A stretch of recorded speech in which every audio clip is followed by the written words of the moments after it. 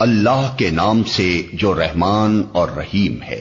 हमने कहा कि तुम सब यहां से उतर जाओ, फिर जो मेरी तरफ से कोई हिदायत तुम्हारे पास पहुंचे तो जो लोग मेरी इस हिदायत की पैरवी करेंगे उनके लिए किसी खौफ और रंज का मौका ना होगा, और जो इसको कबूल करने से इनकार करेंगे और हमारी आयात को झुटलाएंगे वो आग में जाने वाले लोग हैं जहां वो हमेशा रहेंगे।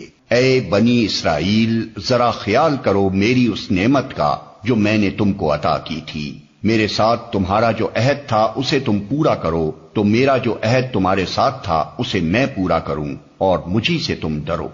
और मैंने जो किताब भेजी है उस पर ईमान लाओ। ये उस किताब की तायीद में है जो तुम्हारे पास पहले से मौजूद थी, लिहाजा सबसे पहले तुम ही इसके मुनकिर न बन जाओ। थोड़ी कीमत पर मेरी आयात को न बेच डालो और मेरे गजब से बचो।